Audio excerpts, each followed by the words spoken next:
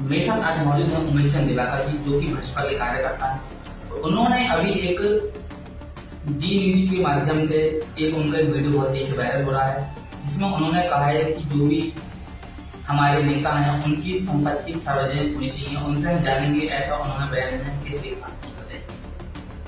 मेरा कहना है उस बयान पे ये है कि इस देश के प्रधानमंत्री पूरी तरह से ईमानदार है, बताने की आवश्यकता है।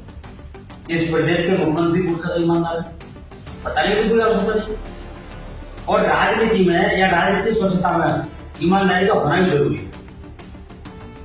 जब बड़े नेता ईमानदार हो सकते हैं तो मेरे हिसाब से जितने भी जनप्रतिनिधि हैं उन सब लोगों को अपनी संपत्ति साबित करनी चाहिए, ताकि ये पता लग सके कि जो विकास हो रहा है वो व्यक्तिगत हो रहा है या जनता का हो रहा है। इसी वजह से मैंने एक बयान दिया था कि जो जनता जब प्रधान की संपत्ति का दौरा सरकार ने ले लिया, सरकारी कर्मचारी की संपत्ति का दौरा ले लिया, तो फिर जनप्रतिनिधियों को नहीं, जनप्रतिनिधियों की संपत्ति को घेर लिया जाए, उसको एक वेबसाइट बनाई जाए और उसको सार्वजनिक किया जाए, ताकि जनता को पता लग सके कि हमारे जनप्रतिनिधि का इतनी संपत्ति विकास जनप्रतिनिधि का हुआ है या जनता का हुआ है, ये स्पष्ट हो जाए। और जो अच्छे जनप्रतिनिधि हैं उनका पुरस्कार नहीं, वो देंगे और देना भी चाहिए। ये बात आपके दिमाग में कब आई है? कैसे? राजनीति में ईमानदारी, अगर राजनीति में ईमानदारी है तो राजनीति स्वच्छ है, और ईमानदारी नहीं है तो उसमें कहीं ना कहीं गड़बड़ है। अच्छा, अगर आपको टिकट मिलता है तो आप चुनाव लड़ने के लिए तैयार हैं क्या?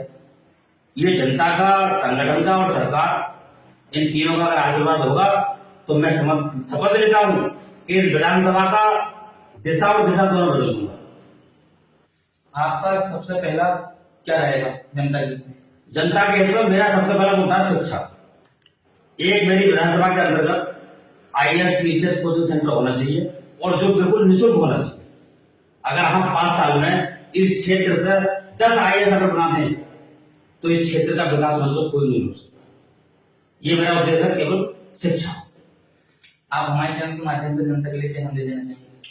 जनता को मैं निवेदन करना चाहूंगा कि अपने क्षेत्र के विकास के लिए सहयोग करें। जो व्यक्ति तुम्हारे हक की लड़ाई लड़ सकता है उसका सहयोग करें। 40 साल में इस क्षेत्र में क्या हुआ है बताने की आवश्यकता नहीं है, प्रत्येक जनता जानती है। 40 साल चंदौसी विधानसभा की स्थिति क्या है सब जानते हैं, इसमें बताने की कोई आवश्यकता नहीं। जहां मंत्री एक साल रहे, वो 5 साल रहे, उन्होंने अपने अपने शहरों का बिल्कुल डेवलपमेंट विकास कर दिया। लेकिन चंदौसी जो 40 साल पहले थी वो याद है, ये तो आप भी जानते हो। कोई परिवर्तन दिखा तो परिवर्तन लाने की आवश्यकता है। और हमने तो एक नारा दे दिया है कि युवा को काम करने दो, बुजुर्गों को आराम करने दो, क्योंकि माननीय मोदी जी का ये नारा है कि युवा बढ़ेगा तभी देश आगे बढ़ेगा।